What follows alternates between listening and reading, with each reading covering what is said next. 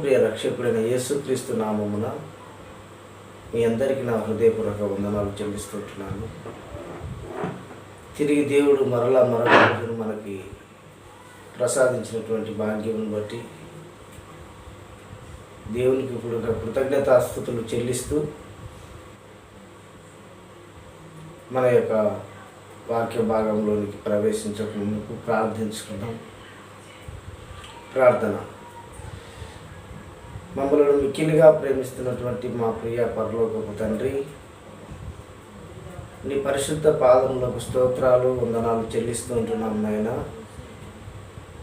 గడిచిన దినములన్నీ ప్రభా మమ్మల్ని నీ సురక్షితమైన కాపాడి మరలా నాయన నీ పాద సన్నిధిలో చేరుకునే భాగ్యాన్ని మాకు ఈ విధంగా ప్రసాదించి నీ మాటలను హెచ్చరించుకునే భాగ్యాన్ని ప్రభా జ్ఞాపకం చేసుకునే భాగ్యాన్ని తండ్రి మాకు దయచేస్తున్నటువంటి విధానమును బట్టి నీకు స్తోత్రాలు చెల్లిస్తూ ఉంటున్నాం నాయన.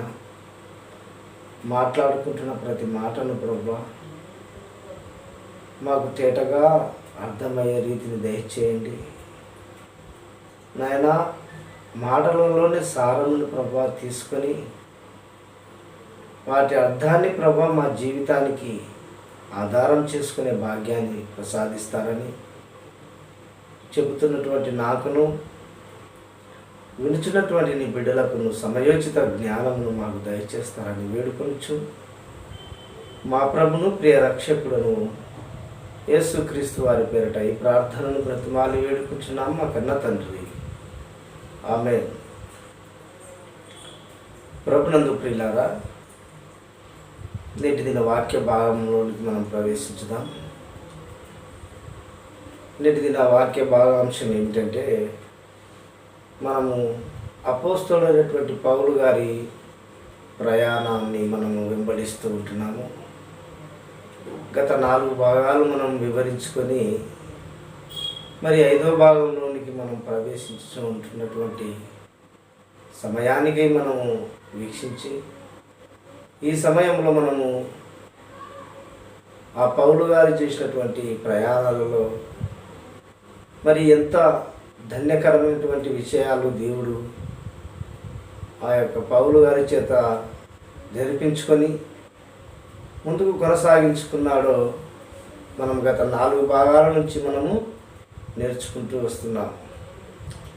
గత భాగంలో మనము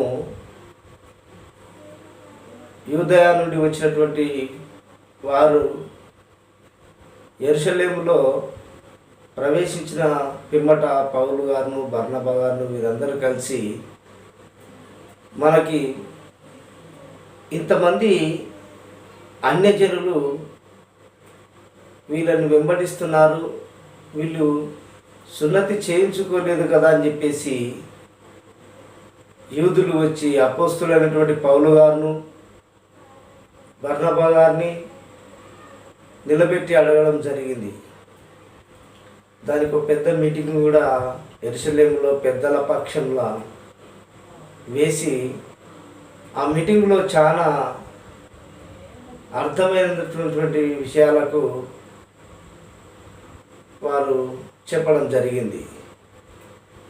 ఇక మీదట అన్యుల జీవితంలో మరి ఏ విధంగా మనము నియమము కలిగి ఉండాలా అని చెప్పేసి కూడా ఒక పత్రికను రాసి వారి పంపడం జరుగుతుంది. మరి ఆ యెరూషలేం నుంచి బయలుదేరి మరలా మీటింగ్ అయిపోయిన తర్వాత పౌలు గారును బర్నబా గారును మరి కొంతమంది విశ్వాసులు పౌలు గారు ఎప్పుడు బయలుదేరి కావాల్సినటువంటి సమస్త దేశముల యందు వాళ్ళు ప్రయాణం చేయడానికి మరొకసారి సిద్ధపడుచున్న సందర్భాన్ని మనము తర్కించుకొని వాక్యాన్ని ముందుకు కొనసాగించుకుందాం. అపోస్తుల కార్యము 16వ అధ్యాయము 1వ వచనం నుంచి మనము పరిశీలన చేసుకుంటే మరి అక్కడ అపోస్తులైనటువంటి పౌలు గారు కొన్ని పట్టణాల మీదుగా మరి కొన్ని గ్రామాల మీదుగా వెళ్ళడం జరుగుతుంది. మొదటి వచనం నుంచి. పౌలు దెర్బేకును లూస్త్రాకును వచ్చెను. అక్కడ తిమోతి అను ఒక మనుషుడుండెను. అతడు విశ్వాసం ఉంచిన యొక్క యూదురాలి కుమారుడు. అపోస్తలుడైనటువంటి పౌలు గారు దెర్బేకును లూస్త్రాకు వచ్చినప్పుడు అక్కడ ఒక వ్యక్తి కనపడడం జరిగింది. అతని పేరు తిమోతి. ఆ తిమోతి అను ఒక శిష్యుడుండెను. అతడు విశ్వాసించిన ఒక యూదురాలి కుమారుడు. మీరు మాటను జ్ఞాపకం పెట్టుకోవాలి. తిమోతి ఎవరు? యూదురాలి కుమారుడు. అక్కడ మనం ఆలోచన చేస్తే అతడు విశ్వసించిన యొక్క యూదురాలి కుమారుడు. అతని తండ్రి గ్రీకు దేశస్థుడు. ఎవరు? తిమోతి గారి తండ్రి గ్రీకు దేశస్థుడు. అతడు లూస్త్రాలో ఈకోనియాలోనున్న సహోదరుల వలన మంచి పేరు పొందినవాడు. ఎవరు? తిమోతి గారు. తమ తల్లి మంచి విశ్వాసురాలు, తండ్రి గ్రీకు దేశస్థుడు. వీరిరువురైన కూడా వేరే వాళ్ళని వీరిద్దరు వివాహం చేసుకొని ఈ తిమోతిని తమ గర్భం గుండా జన్మించుకున్నటువంటి కుమారుడు తిమోతి. అతడు ఆ చుట్టుపుట్టు గ్రామాలకు మంచి విశ్వాసిగా పేరుగాంచినటువంటి వ్యక్తి. ఏ విషయంలో? ప్రభు యొక్క జీవితంలో మంచి విశ్వాసిగా పేరుగాంచినటువంటి వ్యక్తి. మంచి మాటల చేత, దేవుని మాటల చేత ముందుకు కొనసాగించుకొని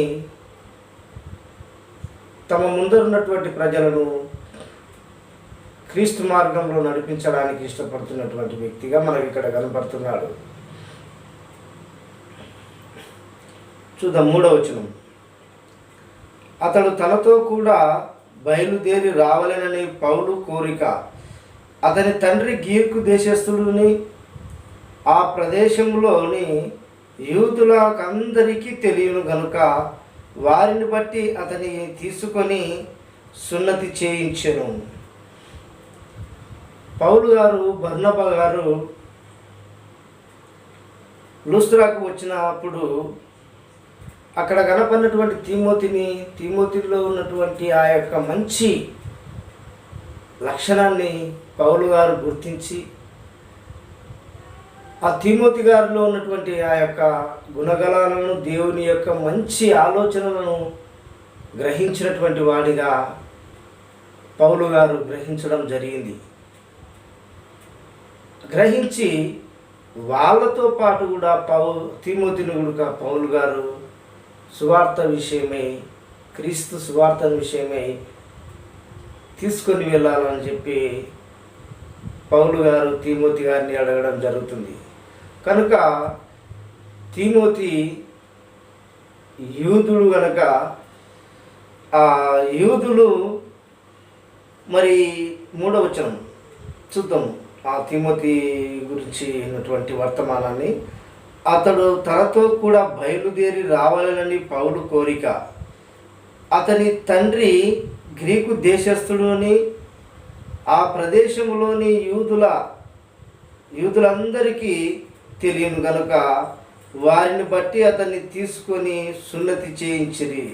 వారు ఆయా పట్టణముల ద్వారా వెళ్ళుచు యెరూషలేములోనున్న అపోస్తులను, పెద్దలను నిర్ణయించిన విధులను గైకొనుటకు వారిని వాటికి అప్పగించింది. గనుక సంఘములు విశ్వాసమందు స్థిరపడి అనుదినము లెక్కకు విస్తరించుచుండెను. ఈ పౌలు గారు తిమోతి గారిని వెంట పెట్టుకొని, పౌలు శీలయు తిమోతి గారిని వెంట పెట్టుకొని మరి ముందుకు తీసుకొని పోయినటువంటి సందర్భాన్ని మనము ఆలోచన చేస్తే, వాళ్ళు ఎక్కడైతే వాక్యాన్ని మాట్లాడి బయలుపరిచి ఉన్నారో ఆ స్థలం అందంతటా మరి విస్తారముగా ఆ యొక్క లెక్కకు విస్తరించుచుండెను అని చెప్పేసి, ఆసియాలో వాక్యము చెప్పకూడదని చెప్పేసి ఆ విస్తరిస్తున్నటువంటి సమయంలో, ఆ గ్రామాలు గ్రామాలుగా దాటుతూ ముందరికి పోచున్నటువంటి సమయంలో కొన్ని గ్రామాలు వారిని ఆస్వాదించుకునేటువంటి వ్యక్తులు కాదు. కొన్ని పట్టణాలలో వారిని ప్రేమించేటటువంటి వారు కాదు. అది దేవునికి తెలుసు. కనుక ఆ విధంగా దెర్బేకును లూస్త్రా నుంచి బయలుదేరి వాళ్ళు పోతూ ఉన్నటువంటి సందర్భంలో ఈకోనియాలో ఉన్నప్పుడు ఆ విధంగానే వాళ్ళు ఆ ప్రదేశంలోనే యూదులందరికీ తెలియను కనుక ఆ విధంగా చేస్తూ చేస్తూ చేస్తూ పోతున్నటువంటి సందర్భంలో ఆ సంఘాలన్నీ విస్తారముగా దేవుని నమ్మడము, దేవుని వెంబడించి జీవించడం జరిగింది. మరి 6వ వచనంకి వచ్చే లోపల దేవుడు వాళ్ళు వెళుతున్నటువంటి మార్గంలో ఒక గ్రామానికి వెళ్ళాలనే ప్రయాణంలో ముందుగా ఉన్నప్పుడు వారితో ఒక మాట మాట్లాడడానికి ఇష్టపడుతున్నాడు దేవుడు. ఆసియాను గురించినటువంటి మాట. ఆసియాలో వాక్యము చెప్పకూడదని పరిశుద్ధాత్మ వారిని ఆటంకపరిచినందున వారు ఫ్రుగియా గలితియా ప్రదేశముల ద్వారా వెళ్ళిరి. ఆసియా మీదుగా వెళుతున్నటువంటి వాళ్ళు ఆ ఊర్లో, ఆ గ్రామంలో, పట్టణంలో అయితేనేమి మీరు వాక్యం చెప్పకూడదు, ఎందుకంటే వారి ఉద్దేశాలు మీకు అనుకూలమైనటువంటివి కావు అని చెప్పేసి దేవుడు వారిని అక్కడికి పంపించలేదు. మరి ఎక్కడికి పంపించినాడు? ఫ్రుగియా గలితియా ప్రదేశముల ద్వారా వెళ్ళిరి. ముసియా దగ్గరకు వచ్చి బితూతియనకు వెలుటకు ప్రయత్నం చేసిరి, కానీ యేసు యొక్క ఆత్మ వారిని వెళ్ళనివ్వలేదు. మరి కొన్ని ఊర్ల మీద పోతుండగా ఆ ఊర్లకు పోతున్నటువంటి సందర్భంలో కూడా చుట్టుపక్కల ఉన్నటువంటి వారి ఊర్లకు పోతుంటే క్రీస్తు ఆత్మ వారిలోనికి వచ్చి, మీరు ఈ ఊర్లోకి పోతున్నారు, అక్కడికి కూడా మీరు ప్రవేశింపకూడదని చెప్పేసి యేసు ఆత్మ వారిని ఏం చేసింది? వెళ్ళనివ్వలేదు. అంతటా వారు ముసియాను దాటిపోయి త్రోయకు వచ్చింది. ముసియాను అనే ఊర్లోనికి పోనివ్వక క్రీస్తు మరొక గ్రామంలోనికి రావడం జరిగింది. వాళ్ళు ఆ గ్రామం పేరుంది. మన ఆ ముసియా నుండి వాళ్ళు వచ్చిన తర్వాత దాటిపోయి త్రోయకు వచ్చింది. అప్పుడు ముసియాయోనియు దేశస్థుడొకడు నిలిచి, నీవు మాసిదోనియాకు వచ్చి మాకు సహాయము చేయమని అతను వేడుకొనుచున్నట్లు రాత్రి వేళ పౌలునకు దర్శనము కలిగెను. ఈ గ్రామాల గుండా, పట్టణాల గుండా పౌలును తన శిష్యులను వెంటబెట్టుకొని క్రీస్తు సువార్తను ప్రకటిస్తూ ముందరకు పోతున్నటువంటి సందర్భములలో వారు చేస్తున్నటువంటి ప్రయాణాలలో ఏ గ్రామానికి వెళ్ళాలి, ఏ గ్రామానికి వెళ్ళకూడదని చెప్పేసి క్రీస్తు దర్శనం ద్వారా ఖచ్చితంగా పౌలును నడిపించుకొని ముందుకు కొనసాగించుకుంటూ పోయినట్లు మనకి ఇక్కడ కనబడుతుంది. మరి ఒక ఊరు వ్యక్తి పౌలు గారిని వచ్చి మాకు సహాయం చేయండి, మీ మాటల చేతను, మీ బలం, దేవుని బలము చేతను, ప్రభావం చేతను అని చెప్పేసి అతన్ని అడుక్కున్నట్టుగా పౌలు గారికి దర్శనము ద్వారా కనిపించినట్టుగా మనకు ఇక్కడ అర్థమవుతుంది. అప్పుడు వారు ఏం చేస్తున్నారో చూద్దాం. 10వ వచనం. అతనికి ఆ దర్శనము కలిగినప్పుడు వారికి సువార్త ప్రకటించుటకు దేవుడు మమ్మను పిలిచి ఉన్నాడని మేము నిశ్చయించుకొని వెంటనే మాసిదోనియాకు బయలుదేరుటకు యత్నం చేసితిమి.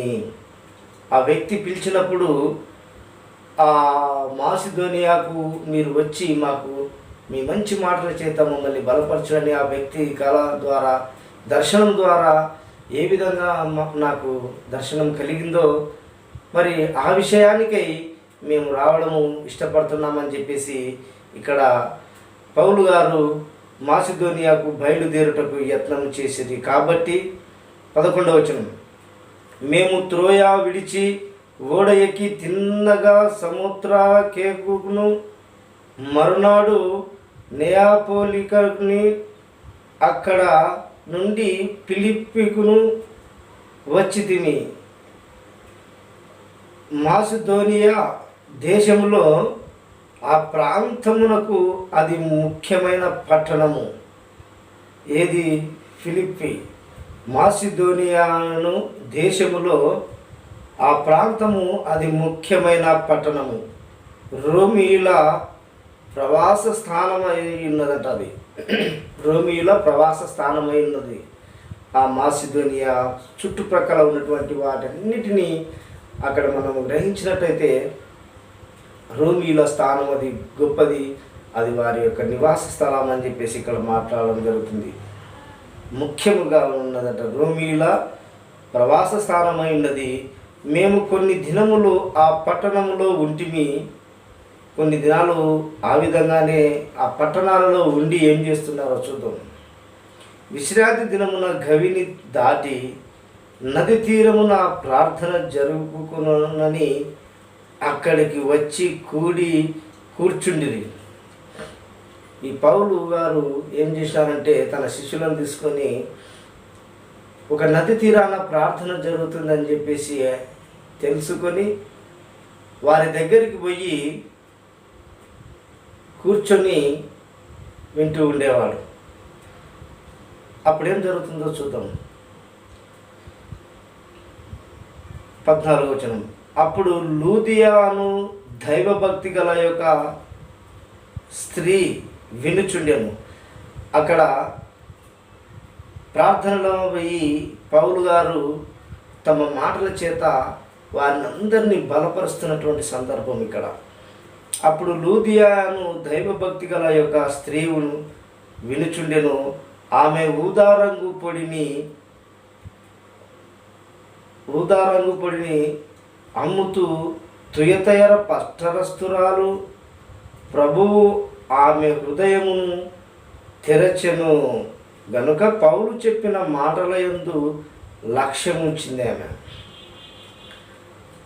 ఆ నది తీరమున జరుగుతున్నటువంటి ప్రార్థనలకు పోయి పౌలు గారు దేవుని వార్తను ప్రకటిస్తూ ఉంటే ఆ పక్కన ఒక ఊదారంగు పొడిని అమ్ముకుంటూ ఉన్నటువంటి ఒక స్త్రీ, ఆమె తుయతయర పట్టణస్థురాలు. ఆమె పౌలు గారి యొక్క మాటలను గ్రహించడం జరిగింది. దాంట్లో దేవుడు ఆ స్త్రీ యొక్క హృదయాన్ని తట్టి ఆమెకు ఆ మాటలను అర్థమయ్యే రీతిని దేవుడు దయచేసిన సందర్భం మనకి ఇక్కడ కనబడుతుంది. కనుక ఆ మాటలను ఆమె ఎప్పుడైతే విశ్వసించినటువంటి ఆ సందర్భంలో మరి ఏ విధంగా మాటలను ఆ స్త్రీ స్వీకరించి మాట్లాడుతుందో చూద్దాం. 15వ వచనం, ఆమెయు ఆమె ఇంటి వారును బాప్తిసము పొందినప్పుడు ఆమె, నేను ప్రభువునందు విశ్వాసము గలదానని మీరు యోచించితే నా ఇంటికి వచ్చియుండుడని వేడుకొని మమ్మును బలవంతము చేసెను. ఇక్కడ ఏం జరుగుతుందంటే ఆ స్త్రీ ఆ తుయతయ పష్టరస్తురాలైనటువంటి ఆ స్త్రీ ఈ పౌలు గారి మాటలను విని ఆ మాటల మీద విశ్వాసం ఉంచి బలపరుచుకొని ఆమె ద్వారానే కాక ఆమె ఒక్కతే కాక కుటుంబీకులను అందరినీ తీసుకుని వచ్చి బాప్తిసము పొందేటట్టుగా అక్కడ జరిగినటువంటి విషయాన్ని మనం ఆలోచిస్తూ ఉంటున్నాం. మనం కూడా ఒక మాటను తీసుకుంటే ఇక్కడ ప్రతి కుటుంబంలో దేవుని యొక్క వాక్యాన్ని మనం వింటూ ఉంటాము.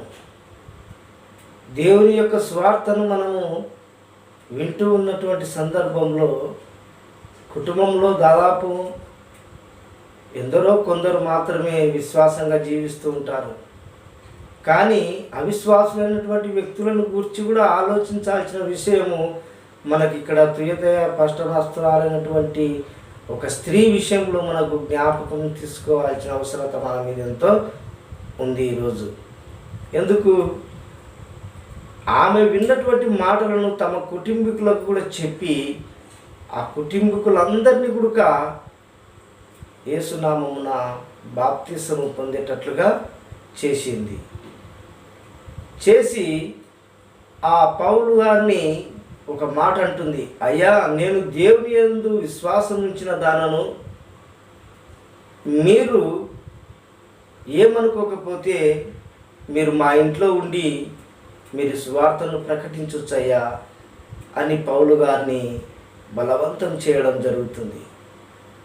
చూడండి ప్రభునందు ప్రియులారా, దేవుని యొక్క సువార్తను వెదజల్లుతున్నటువంటి బిడ్డలను, ఆ సువార్థికులను, వారు చేస్తున్నటువంటి ప్రయాసను అర్థం చేసుకున్నటువంటి ఒక స్త్రీని మనం ఇక్కడ జ్ఞాపకంలోకి తీసుకుంటున్నాం. పౌలు గారి యొక్క ప్రయాణ జీవితంలో ఒక కుటుంబాన్ని తను ఇన్నదే గాక తన కుటుంబాన్ని కూడా రక్షించుకుంది. కుటుంబాన్ని రక్షించుకున్నదే గాక మరలా పౌలు గారికి ఆశ్రయాన్ని కలిగించుకోవాలనే ఆసక్తి, ఆకాంక్ష ఆయనలో కనిపిస్తున్నట్టుగా మనకు కనబడుతుంది. చూద్దాం ముందుకు.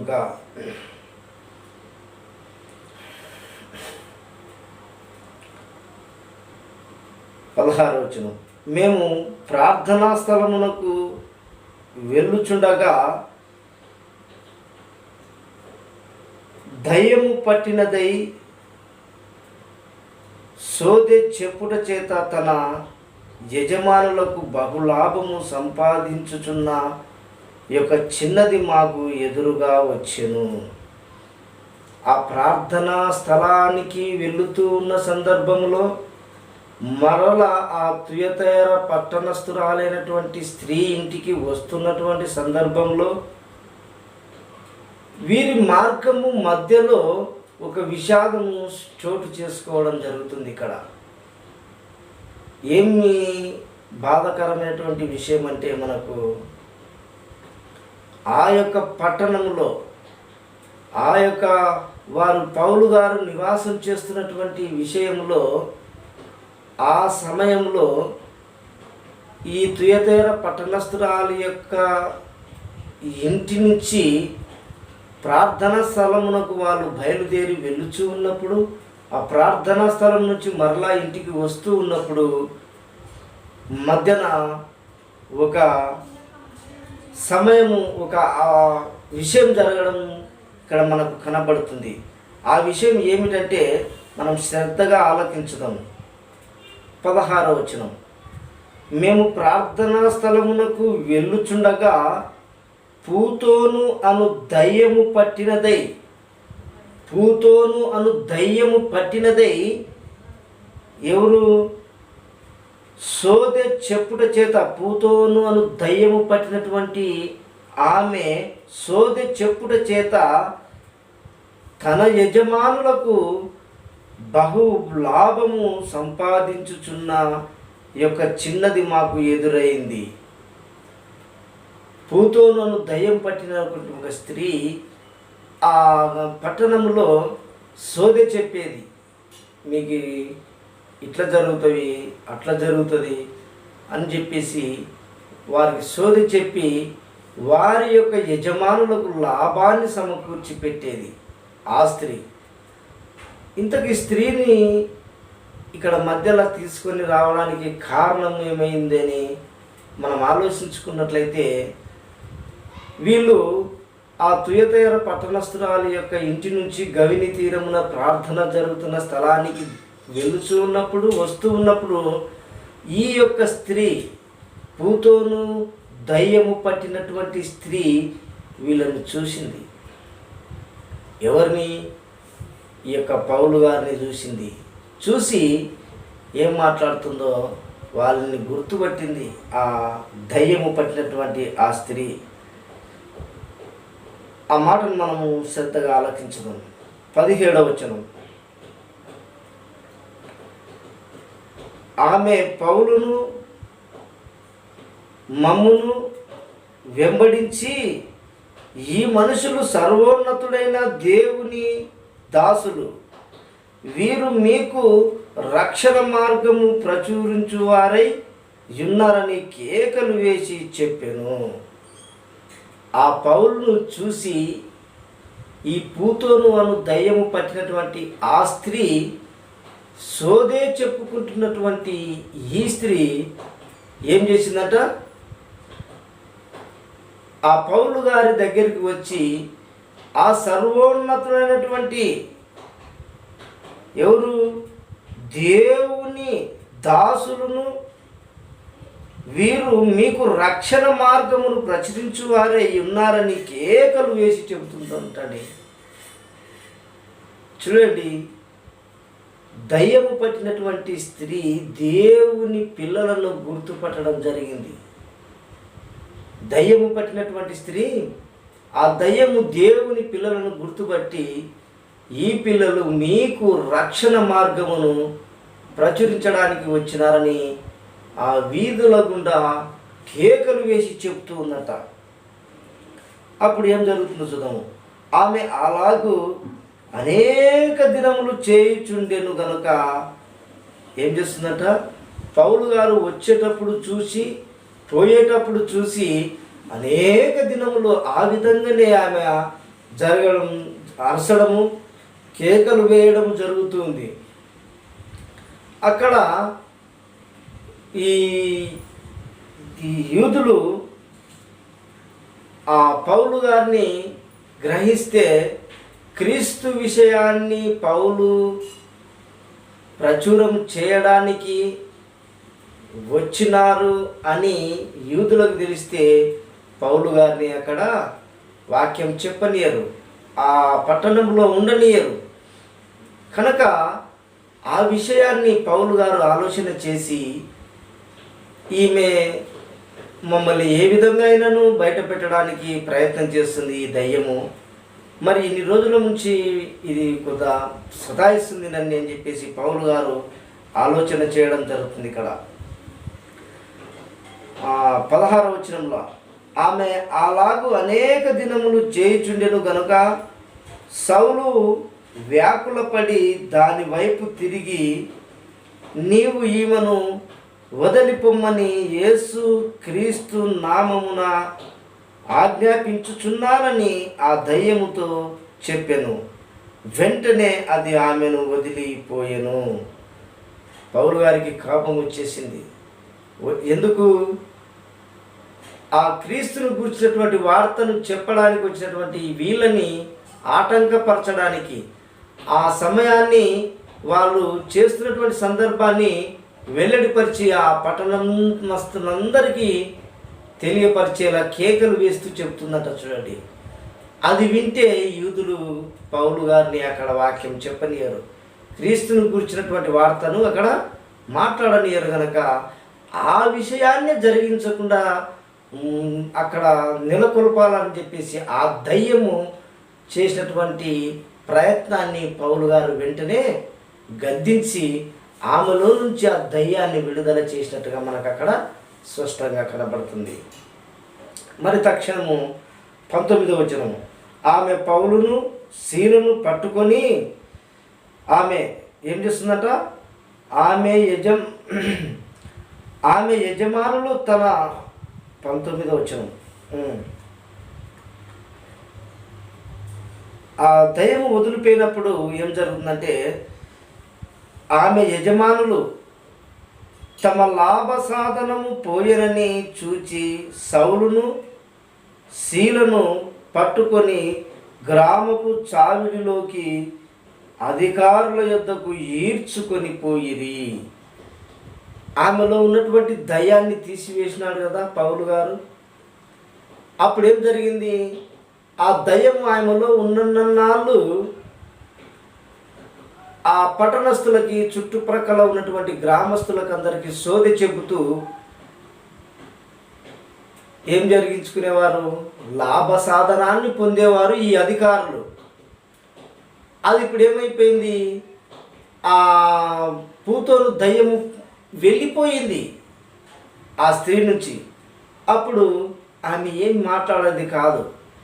అప్పుడు ఆమె గుండా వస్తున్నటువంటి లాభ సాధనము నిలిచిపోయింది. అప్పుడు ఆ పెద్దలు గ్రహించి ఈమెను ఎవరు ఇలా చేసినారని చెప్పేసి గ్రహిస్తే ఆ పౌలు గారును శీల గారును ఈ విధంగా అక్కడ ఆమెలో ఉన్నటువంటి ఆ దయ్యాన్ని తీసివేయడం జరిగిందని చెప్పేసి ఆ పెద్దలు గ్రహించి వారిద్దరిని పట్టుకొని చావడి దగ్గరకు ఈడ్చుకొని పోవడం జరిగింది. పెద్దల ముందరకు ఈడ్చుకొని పోవడం జరిగింది. అప్పుడు అక్కడ ఆ గ్రామస్తులలో ఏం జరిగిందో చూద్దాం. ఆమె యజమానులు తమ లాభ సాధనము పోయెనని చూచి పౌలును శీలను పట్టుకొని గ్రామపు చావిడిలోకి అధికారుల యొద్దకు ఈడ్చుకొని పోయిరి. అంతటా న్యాయాధిపతుల యొద్దకు వారిని ఈడ్చుకొని వచ్చి, ఈ మనుషులు యూదులయుండి రోమీలమైన మనము అంగీకరించుటకైనను చేయుటకైనను కూడని ఆచారములు ప్రచురించుచు మన పట్టణము గలిబిలి చేయుచున్నారని చెప్పిరి. పెద్దలతో చెప్తున్నటువంటి సందర్భము, వీళ్ళు ఈ పూతోను దయ్యము పైన ఉన్నటువంటి అధికారులు ఆ చావడి దగ్గరికి తీసుకుని వచ్చినటువంటి సందర్భంలో వీళ్ళు ఏం చెప్తున్నారంటే, యూదులైనటువంటి వీళ్ళకు మనకు ఎలాంటి సంబంధం లేదు కదా, వాళ్ళ యొక్క మతాన్ని తీసుకొచ్చి మన యొక్క రోమీల పట్టణంలో గుండా వీళ్ళు చెప్పడము అది మనం నమ్మదగినటువంటి కూడా కాదు కదా. మరి ఈ విధమైనటువంటి స్వార్థను వీళ్ళు ఇక్కడ ప్రచురపరుస్తూ ఈ పట్టణాన్ని అంతయు గలిబిలి చేస్తున్నారని చెప్పేసి ఆ యజమానులకు వర్తమానము తెలియజేయడం జరిగింది ఇక్కడ. అప్పుడు ఆ యజమానులు ఏం చేసినారో ఆ మాటను, ఆ పూతోను దయ్యము ఉన్నటువంటి ఆ అధికారులు చెప్పినటువంటి మాటలు విని ఆ పౌలు గారిని శీల గారిని ఏం చేసినారో చూద్దాం.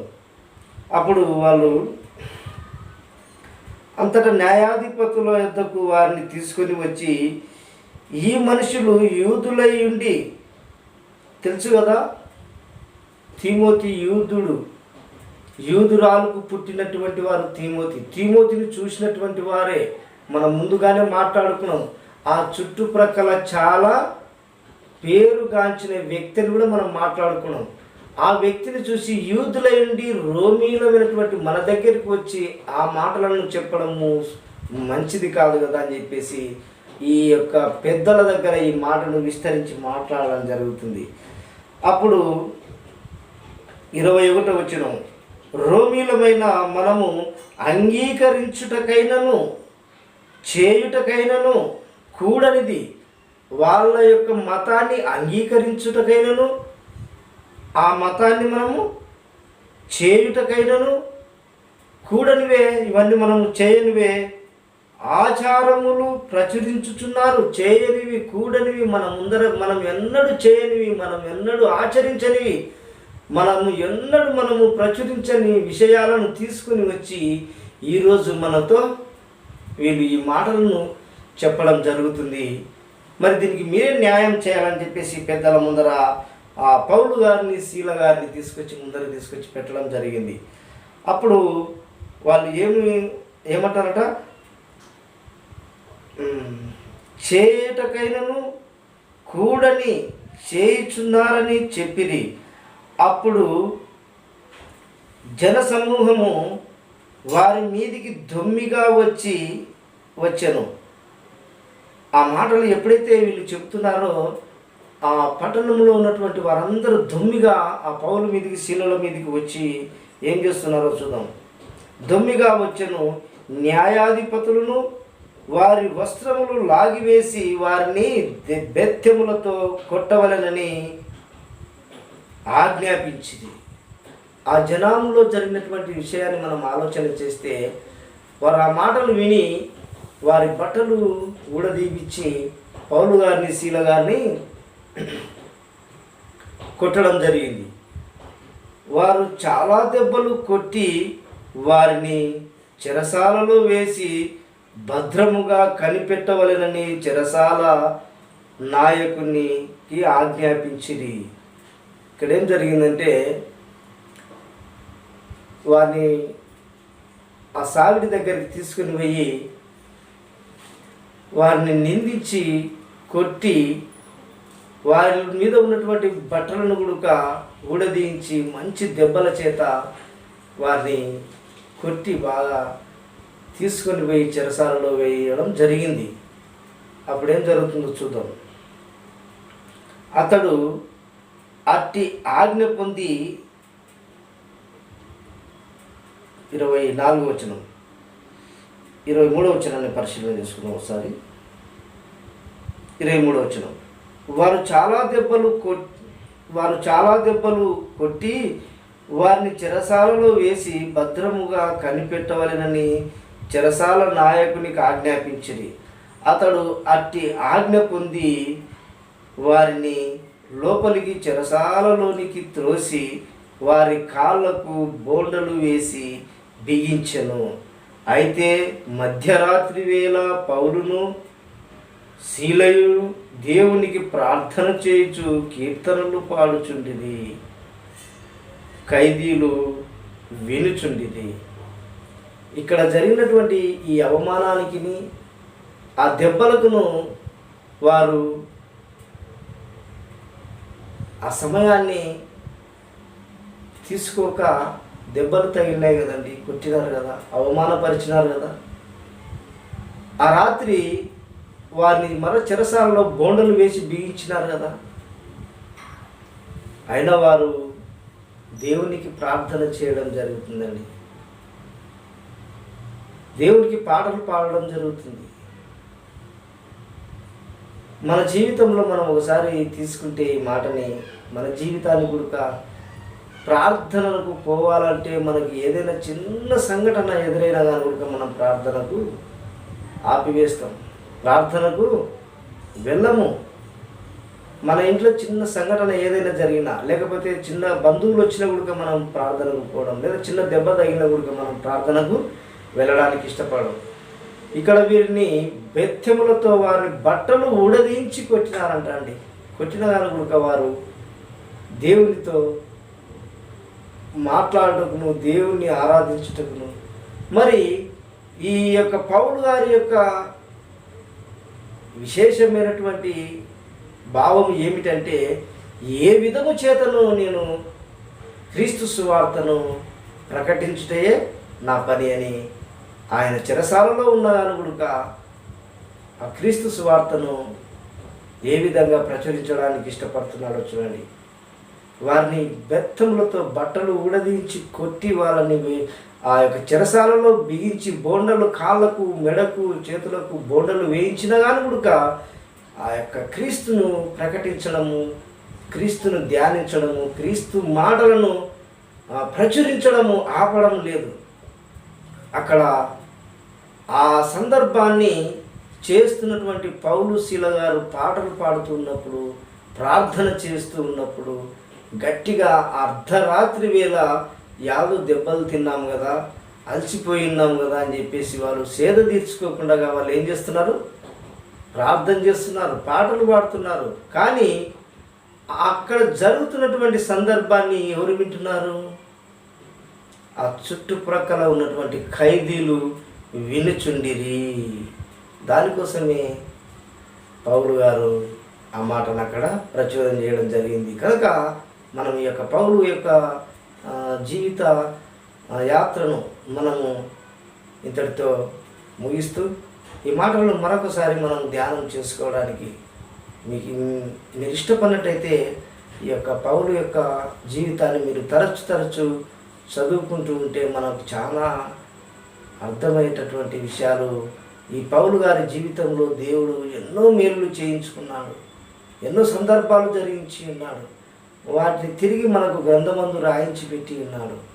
ఎందుకంటే మనం కూడా మన జీవితాల్లో కూడా అలయకుండా, మనం సొలయకుండా అంటు కట్టబడి దేవునికి పౌలు గారి యొక్క జీవితాన్ని ఏ విధంగా దేవుడు వాడుకున్నాడో మనం కూడా దేవునికి కూడా ఆ విధమైనటువంటి నమ్మకాన్ని కలిగి జీవించే భాగ్యాన్ని కూడా మనం కూడా ఇష్టపడే రీతిని మనం కూడా ఆలోచించుకోవాల్సినంత అవసరం మన మీద కూడా ఉంది. చూడండి ప్రభునందు ప్రియులారా, మనం ఏ విధంగా ఆ యొక్క త్రియతైర పట్టణస్థురాలైనటువంటి స్త్రీ విషయంలోనైతేనేమి మనము ఆమె ఒకతే విని ఆమె వరకే ఆ వాక్యాన్ని నిర్జీవం చేయకుండా తన కుటుంబాన్ని కూడా ఏ విధంగా రక్షించుకుందో ఆ విధమైనటువంటి విషయాలను మనం జ్ఞాపకంలోకి తీసుకొని ఇక్కడ పౌలు గారు ఆ యొక్క గ్రామంలో పట్టణంలో వాక్యాన్ని ప్రచురిస్తున్నటువంటి సందర్భంలో ఆ త్రియతైర పట్టణస్థురాలైనటువంటి ఇంటి నుంచి గవి తీరంలో జరుగుతున్నటువంటి ప్రార్థనలు జరుగుతున్నటువంటి విషయంలో మధ్యన ఆటంకం జరిగినటువంటి సందర్భాన్ని చూసి ఆ యొక్క దయ్యము పట్టినటువంటి స్త్రీని దయ్యాన్ని విడిపించి వారి యొక్క జీవితంలో ఆ యొక్క పట్టణంలో ఉన్నటువంటి సావిటి దగ్గరికి తీసుకుని పోయి వారిని ఆ విధంగా బంధించి కొట్టి వారిని వస్త్రములు ఊడదీంచి ఈ విధమైనటువంటి విషయాలను మనం ఒకసారి జ్ఞాపకంలో తీసుకుంటూ మన జీవితాన్ని కూడా ముందుకు కొనసాగిస్తూ జీవించాలని ప్రభు పేరట ఈ మాటలను మీకు చెబుతూ ముగిస్తూ ఉంటున్నాను. దేవుడు తన పరిశుద్ధ వాక్యాన్ని దీవించి ఆశీర్వదించునుగాక.